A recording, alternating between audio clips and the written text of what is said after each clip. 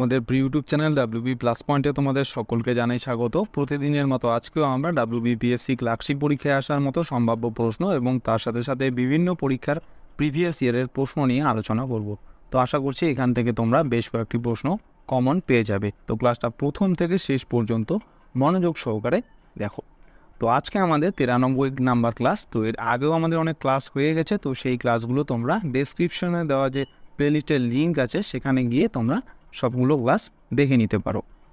তো চলো শুরু করি আজকের ক্লাস। আজকে আমাদের প্রথম প্রশ্ন হচ্ছে, কত খ্রিস্টাব্দে দাদনী প্রথা প্রত্যাহার করা হয়েছিল?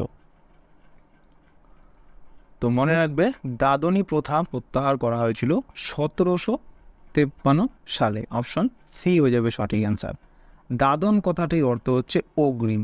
রায়তি চাষ বা দাদনী চাষ বা বে এলাকার চাষ পদ্ধতিতে জমিতে নীল চাষের জন্য কৃষকদের বিঘা প্রতি 2 টাকা অগ্রিম বা দাদন দেওয়া হতো।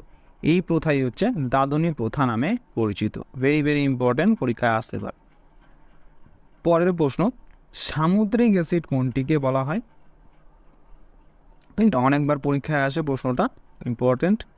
তো সামুদ্রিক অ্যাসিড বা মিউরিয়েটিক অ্যাসিড বলা হয় হচ্ছে HCl-কে। HCl অর্থাৎ হাইড্রোক্লোরিক অ্যাসিডকে।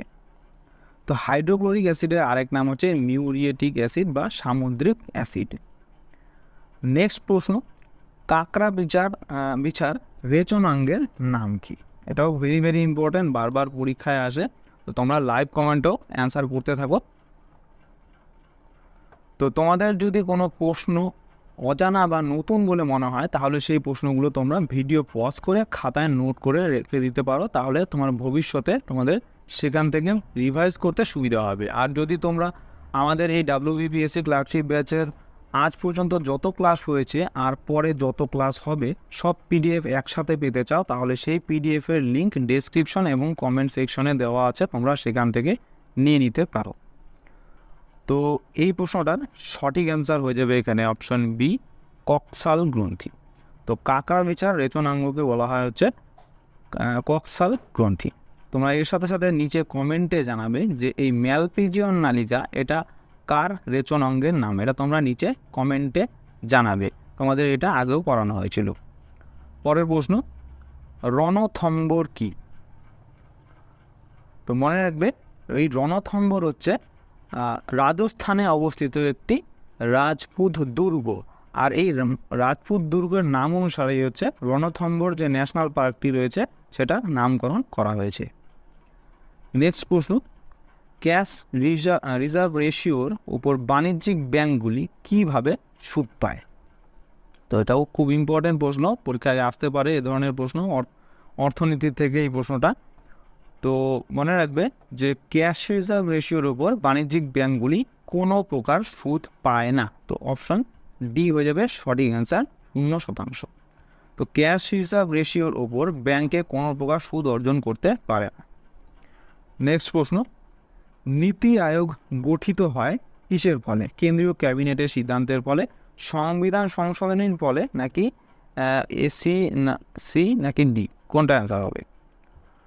তো মনে রাখবে, নীতি আয়োগ গঠিত হয়েছিল হচ্ছে একমাত্র কেন্দ্রীয় ক্যাবিনেটের সিদ্ধান্তের ফলে, অপশন এ। তো ভারতের কেন্দ্রীয় সরকার 1 জানুয়ারি 2015-তে নীতি আয়োগ গঠনের ঘোষণা দেয়। আর 8 ফেব্রুয়ারি 2015-এ নরেন্দ্র মোদীর সভাপতিত্বে নীতি আয়োগের প্রথম বৈঠক হয়েছিল। ভেরি ভেরি ইম্পর্ট্যান্ট, এই সালটা ভালো করে মনে রাখবেন যে নীতি আয়োগ হচ্ছে 2015 সালে প্রতিষ্ঠিত হয়েছিল, এটা কিন্তু খুব ইম্পর্ট্যান্ট। পরের প্রশ্ন, গোদাবরী কোন ধরনের নদী? অনুগামী, পূর্ববর্তী, নাকি এদের কোনোটি নয়? তো মনে রাখবে, গোদাবরী নদী হচ্ছে এক ধরনের অনুগামী নদী। তো ওখানে অনুগামী নদী বলতে কি বোঝায়? তো ভূমির প্রাথমিক ঢাল অনুযায়ী এবং শিলাস্তরের নীতিকে অনুসরণ করে যে নদী প্রবাহিত হয় তাদেরকে বলা হয় অনুগামী নদী। আর অনুগামী নদীর একটি উদাহরণ হচ্ছে গোদাবরী নদী। নেক্সট প্রশ্ন, একটি পার অক্সাইড হলো? তো অপশনগুলোর মধ্যে কোনটা একটা পার অক্সাইড? তো মনে রাখবে, অপশনগুলোর মধ্যে পার অক্সাইড হচ্ছে BaO2 অর্থাৎ বেরিয়াম অক্সাইড, এটা হচ্ছে একটি পার অক্সাইড। তো যে সব অক্সাইডে সাধারণ অক্সাইডের তুলনায় অক্সিজেনের পরিমাণ বেশি থাকে তাদের পার অক্সাইড বলে। যেমন উদাহরণ হচ্ছে হাইড্রোজেন পার অক্সাইড, যার সংকেত H2O2, এরপরে বেরিয়াম পার অক্সাইড, এর সংকেত হচ্ছে BaO2, এরপরে সোডিয়াম পার অক্সাইড Na2O2 ইত্যাদি। আর ধাতব পার অক্সাইডগুলি হচ্ছে লঘু অ্যাসিডের সাথে বিক্রিয়ায় হাইড্রোজেন পার অক্সাইড উৎপন্ন করে। পরের প্রশ্ন, মাদ্রাজে রায়তওয়ারি বন্দোবস্ত কে প্রচলন করেছিলেন? ভেরি ভেরি ইম্পর্টেন্ট, বারবার রিপিট হয় প্রশ্ন। রায়তওয়ারি বন্দোবস্ত থেকে বারবার প্রশ্ন আসে পরীক্ষায়, তো মনে রাখবে মাদ্রাজে রায়তওয়ারি বন্দোবস্ত প্রচলন করেছিলেন হচ্ছে টমাস মুনরো, অপশন সি। তো রায়তওয়ারি বন্দোবস্ত হলো ব্রিটিশ ভারতের এক ধরনের জমি রাজস্ব ব্যবস্থা বা সিস্টেম। রায়তওয়ারি বন্দোবস্ত চালু করেছিলেন স্যার টমাস মুনরো। এই পদ্ধতিতে সরাসরি কৃষকদের থেকে রাজস্ব আদায় করা হতো। এই কৃষকদের রায়ত বলা হতো এবং তাই এই ব্যবস্থা রায়তওয়ারি বন্দোবস্ত নামে পরিচিত ছিল।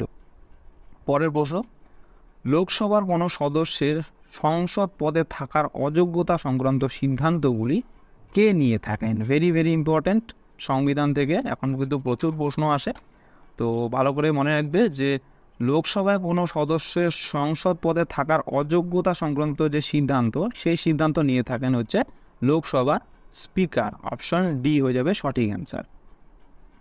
নেক্সট প্রশ্ন, 12 নম্বর থেকে 35 নম্বর ধারাতে অবস্থিত যে মৌলিক অধিকারগুলি রয়েছে এগুলি কি হতে পারে? সংশোধন করা যেতে পারে না, সংশোধন করা যেতে পারে, ন্যায়সঙ্গত নয়, নাকি উপরে কোনোটিই নয়। তো মনে রাখবে 12 থেকে যে 35 নম্বর ধারা যে রয়েছে এগুলো সব হচ্ছে মৌলিক অধিকারের মধ্যে পড়ে।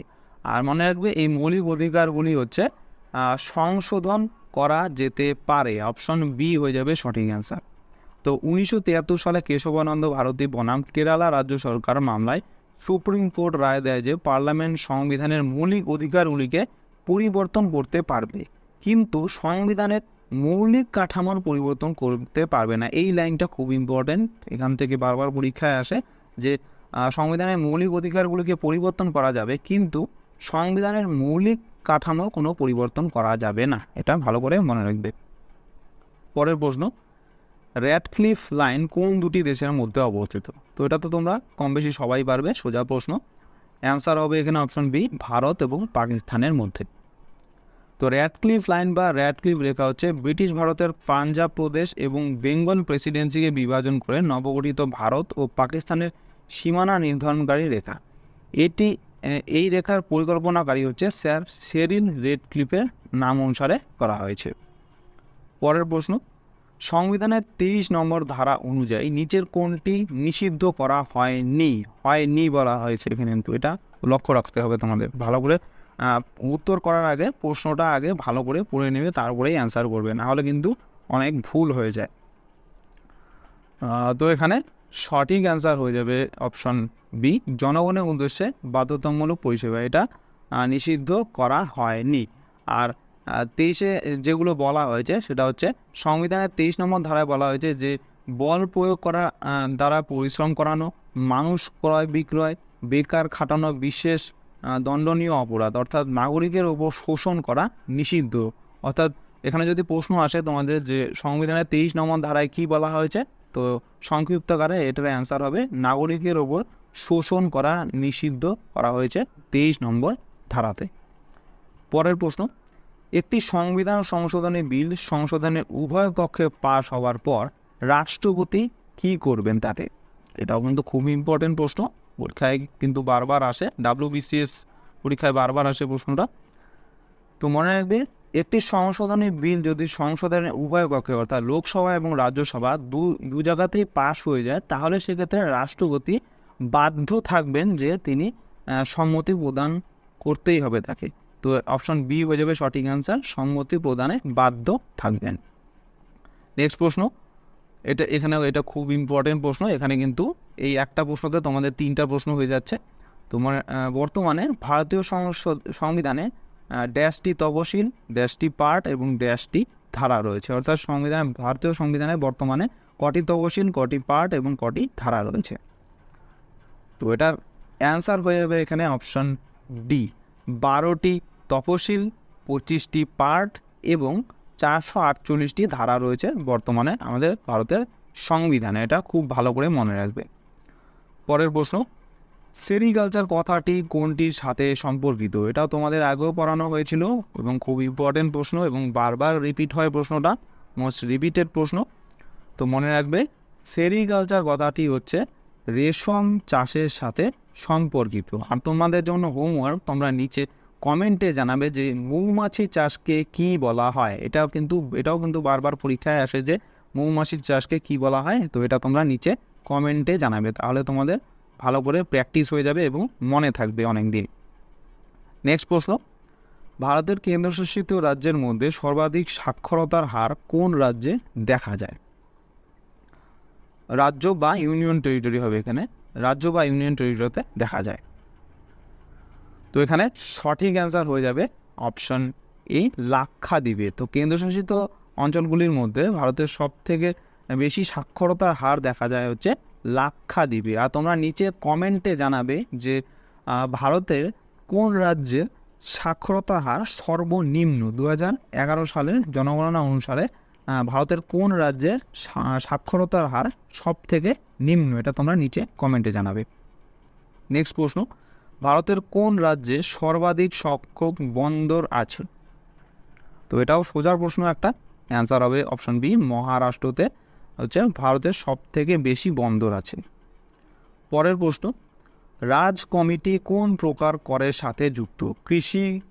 কৃষি কর, প্রত্যক্ষ কর, পরোক্ষ কর নাকি সব কর? তো মনে রাখবে রাজ কমিটি হচ্ছে এটা কৃষি করের সাথে যুক্ত। নেক্সট প্রশ্ন, কোন সংশোধনী আইন সিকিমকে ভারতের একটি পূর্ণাঙ্গ রাজ্যে পরিণত করেছে? এটাও মোস্ট রিপিটেড প্রশ্ন, খুব ইম্পর্টেন্ট প্রশ্ন, ভালো করে মনে রাখবে এটা।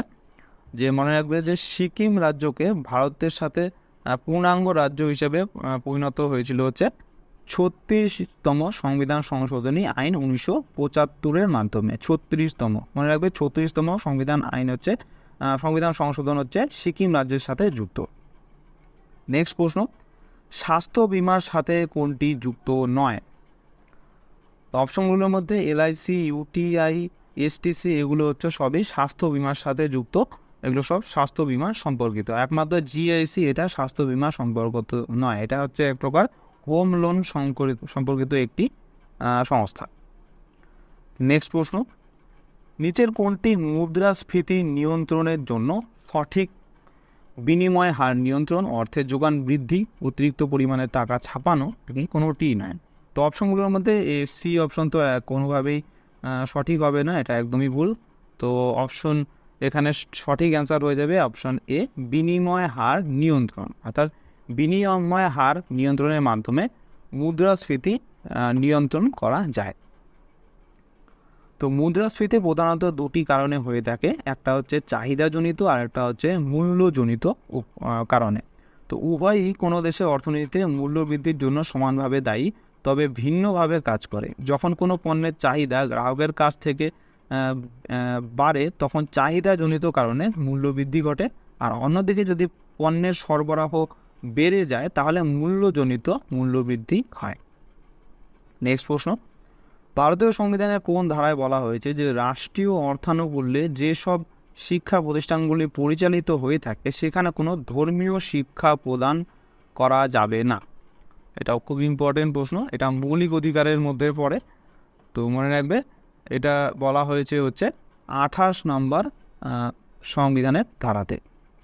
পরের প্রশ্ন, সিপাহী বিদ্রোহকে ভারতের প্রথম স্বাধীনতা যুদ্ধ বলে কে অভিহিত করেছেন? এটা মোস্ট রিপিটেড প্রশ্ন, বারবার পরীক্ষায় আসে। তো এটা ভালো করে মনে রাখবে যে সিপাহী বিদ্রোহকে ভারতের প্রথম স্বাধীনতা যুদ্ধ বলেছিল হচ্ছে VD সাভারকর, অর্থাৎ বিনায়ক দামোদর সাভারকর এই কথাটি বলেছিলেন। পরের প্রশ্ন, চম্বল উপত্যকা অঞ্চলে কি দেখা যায়? এটাও কিন্তু তোমাদের আগে পড়ানো হয়েছিল, ইম্পর্টেন্ট প্রশ্ন। তো মনে রাখবে চম্বল উপত্যকা অঞ্চলে দেখা যায় হচ্ছে ব্যাডল্যান্ড, অপশন এ।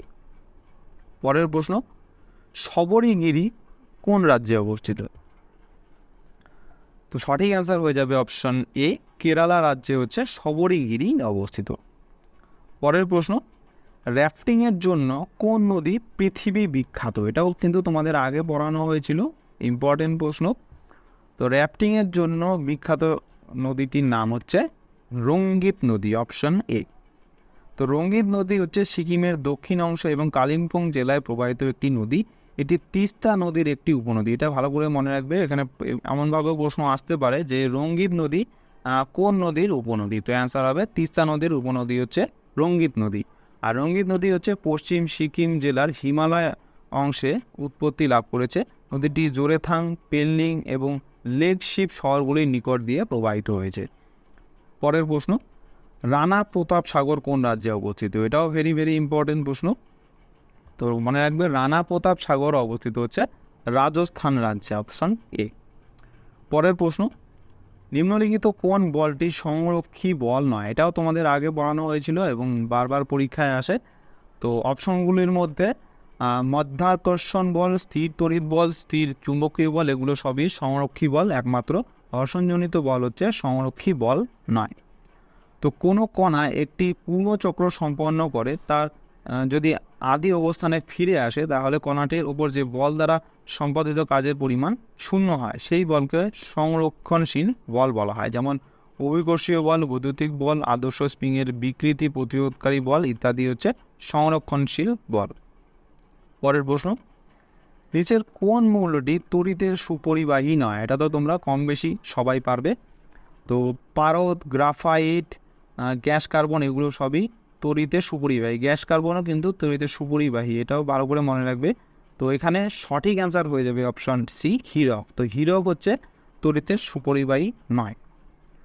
তো যেসব পদার্থের মধ্য দিয়ে তড়িৎ আধানযুক্ত কণা খুব সহজেই চলাচল করতে পারে তাদের তড়িৎ পরিবাহী বা সুপরিবাহী বলা হয়। যেমন সোনা, রূপা, তামা প্রভৃতি ধাতু, এরপরে গ্রাফাইট, গ্যাস কার্বন প্রভৃতি অধাতু, এরা হচ্ছে তোমাদের কি বলে তড়িৎ পরিবহন করতে পারে। এখানে তোমরা মনে রাখবে যে এই দুটো গ্রাফাইট আর গ্যাস কার্বন কিন্তু অধাতু, তা সত্ত্বেও তারা তড়িতের সুপরিবাহী। আর ক্ষার বা লবণের জলীয় দ্রবণ, এটাও হচ্ছে একটা তড়িতের সুপরিবাহী। নেক্সট প্রশ্ন, 1882 খ্রিস্টাব্দে হান্টার কমিশনে কোন ভারতীয় সদস্য ছিলেন? এটাও খুব ইম্পর্টেন্ট প্রশ্ন। আর তোমরা নিচে কমেন্টে জানাবে যে এই হান্টার কমিশন কিসের সাথে যুক্ত, কোন ক্ষেত্রের সাথে যুক্ত এই হান্টার কমিশন। তো মনে রাখবে হান্টার কমিশন হচ্ছে এর মধ্যে ভারতীয় সদস্য যিনি ছিলেন তার নাম হচ্ছে Syed Ahmed Khan, option D. Next প্রশ্ন, কে সর্বপ্রথম ভাগবত গীতার ইংরেজিতে অনুবাদ করেছিলেন? এটাও বারবার পরীক্ষায় আসে, মোস্ট রিপিটেড প্রশ্ন। তো এটা সঠিক অ্যান্সার হয়ে যাবে অপশন বি, চার্লস উইলকিন্স হচ্ছে ভাগবত গীতাকে প্রথম ইংরেজিতে অনুবাদ করেন। তো 1785 সালে ভাগবত গীতা ইংরেজিতে অনুবাদ করেন হচ্ছে চার্লস উইলকিন্স। নিম্নের কোন ব্যক্তি বুড়িবালামের যুদ্ধের সাথে সংযুক্ত ছিলেন না? তো অপশনগুলোর মধ্যে যতীন্দ্রনাথ মুখার্জি, জ্যোতিষ পাল, নীরেন দাশগুপ্ত, এরা সবাই হচ্ছে বুড়িবালামের যুদ্ধের সাথে যুক্ত ছিলেন। একমাত্র যোগেন্দ্রনাথ মণ্ডল ইনি হচ্ছে যুক্ত ছিলেন না। তো বুড়িবালামের যুদ্ধ সম্পর্কে আমরা একটু এলাবোরেটলি তথ্যটা জেনে নিই কী হয়েছিল তখন। তো প্রথম বিশ্বযুদ্ধের সময় ইংরেজদের শত্রু জার্মানির সহযোগিতায় বিপ্লবীরা বাংলায় এক সশস্ত্র বিদ্রোহের পরিকল্পনা গ্রহণ করেন। আর জার্মানি থেকে অস্ত্র বোঝাই করে মাভেরিক জাহাজ পরিকল্পনা মাফিক বালেশ্বরে এসে পৌঁছানোর কথা ছিল। সেই উদ্দেশ্যে বাঘাযতীন ও তার সঙ্গী বিপ্লবীরা ওই জাহাজের অস্ত্রশস্ত্র খালাস করার জন্য বালেশ্বরে যান। শেষ পর্যন্ত ম্যাভেরিক বালেশ্বরে পৌঁছায়নি, তার পরিবর্তে এসেছিল কলকাতার পুলিশ কমিশনার চার্লস টেগার। তিনি গুপ্তচরের মাধ্যমে এই গোপন তথ্য জানতে পারেন। আর বাঘাযতীন বালেশ্বরের কাছে বুড়িবালাম নদীর তীরে ঘাঁটি তৈরি করে ব্রিটিশদের বিরুদ্ধে প্রতিরোধ গড়ে তোলেন। দুই পক্ষের তুমুল লড়াই চলে, শেষ পর্যন্ত বিপ্লবীরা পরাজিত হলো এবং এই ঘটনাই হচ্ছে ইতিহাসে বুড়িবালামের যুদ্ধ নামে পরিচিত। নেক্সট প্রশ্ন, কোন ধর্মগ্রন্থের অন্যতম বাণী হচ্ছে heist is the devil? Heist is the devil. তো এই কথাটি হচ্ছে অন্যতম বাণী হচ্ছে কোরআনের, অপশন এ। নেক্সট প্রশ্ন, child is the father of man, এটি কার উক্তি? এটা একটা খুব বিখ্যাত উক্তি। তো এই উক্তিটা করেছিলেন হচ্ছে টলস্টয়, অপশন এ। নেক্সট প্রশ্ন, বাইসাইকেল থিফ চলচ্চিত্রটির কাহিনীকার কে ছিলেন? খুব ইম্পর্টেন্ট প্রশ্ন, ভেরি ভেরি ইম্পর্টেন্ট প্রশ্ন, তোমাদের পরীক্ষায় আসতে পারে এরকম প্রশ্ন। তো খুব ভালো করে মনে রাখবে যে এই বাইসাইকেল থিফ এই চলচ্চিত্রটার কাহিনীকার হচ্ছে চার্লি চ্যাপলিন। চার্লি চ্যাপলিনের নাম তো তোমরা সবাই শুনেছো। তো চার্লি চ্যাপলিন হচ্ছে এই বাইসাইকেল থিফ চলচ্চিত্রটির কাহিনীকার ছিলেন। নেক্সট প্রশ্ন, বায়ুমণ্ডলের কোন স্তর অতিবেগুনি রশ্মিকে আসতে বাধা দেয়? এটাও তোমরা কম বেশি সবাই পারবে। তো এটার সঠিক অ্যান্সার হয়ে যাবে এখানে অপশান বি, O3, অর্থাৎ ওজোন। ওজোন গ্যাস হচ্ছে, ওজোন গ্যাসের স্তর এটা হচ্ছে অতিবেগুনি রশ্মিকে পৃথিবীতে আসতে বাধা দেয়। তো ওজোন স্তর হচ্ছে ওপরের বায়ুমণ্ডলে গ্যাসের একটি প্রাকৃতিক স্তর যা মানুষকে এবং অন্যান্য জীবন্ত প্রাণীকে সূর্যের ক্ষতিকারক অতিবেগুনি বা ইউভি বিকিরণ থেকে রক্ষা করে। ওজোন স্তরটি নিরক্ষরেখার চেয়ে মেরুতে সাধারণত ঘন হয়, আর ওজোন স্তরটি পৃথিবীপৃষ্ঠ থেকে 10 থেকে 50 কিলোমিটার ওপরে অবস্থিত স্ট্র্যাটোস্ফিয়ারে অবস্থান করে। নেক্সট প্রশ্ন, ফাদার অফ জিওমেট্রি কাকে বলা হয়? তো সঠিক অ্যান্সার হয়ে যাবে এখানে অপশান সি, ইউক্লিড। তো ইউক্লিডকে হচ্ছে ফাদার অফ জিওমেট্রি বলা হয়, অর্থাৎ জ্যামিতির ফাদার বলা হয় হচ্ছে ইউক্লিডকে। নেক্সট প্রশ্ন, 1992 সালে ভারতের সুপুত্রী ছদ্মনাম কাকে দেওয়া হয়েছিল? এটাও ভেরি ভেরি ইম্পর্টেন্ট প্রশ্ন। তো ভারতের সুপুত্রীর ছদ্মনাম দেওয়া হয়েছিল হচ্ছে মাদার টেরেসাকে। অপশান এ হয়ে যাবে সঠিক অ্যান্সার। আর তোমরা যদি কেউ মাদার টেরেসার আসল নামটা জানো, সেটা তোমরা নিচে কমেন্টে জানাবে। তোমাদের কিন্তু আগেও পড়ানো হয়েছিল, তো তোমরা যারা কন্টিনিউ ক্লাস দেখো তারা সকলে এটার অ্যান্সার করতে পারবে। নেক্সট প্রশ্ন এবং আজকের ক্লাসের লাস্ট প্রশ্ন, যে United Nations fund for programs population activities, অর্থাৎ UNFPA যাকে সংক্ষেপে বলা হয়। তো UNFPA এর সদর দপ্তরটি কোথায় অবস্থিত? বারবার পরীক্ষায় আসে, এটা খুব ইম্পর্টেন্ট, তো মনে রাখবে UNFPA এর সদর দপ্তর হচ্ছে নিউ ইয়র্কে অবস্থিত। অপশান বি হয়ে যাবে সঠিক অ্যান্সার। আর মনে রাখবে আর এই UNFPA প্রতিষ্ঠিত হয়েছিল 1969 সালে। তো বন্ধুরা, এই ছিল আজকে আমাদের WBPSC ক্লার্কশিপের স্পেশাল জিএ ক্লাস। তোমাদের কেমন লাগলো অবশ্যই কমেন্ট করে জানাও, ভালো লেগে থাকলে অবশ্যই একটি লাইক করো, এবং যদি চ্যানেলে নতুন হয়ে থাকো তাহলে চ্যানেলটিকে অবশ্যই সাবস্ক্রাইব করে রাখো এরকম আরও ক্লাসের জন্য। তো তোমাদের সাথে দেখা হচ্ছে নেক্সট ক্লাসে। ধন্যবাদ।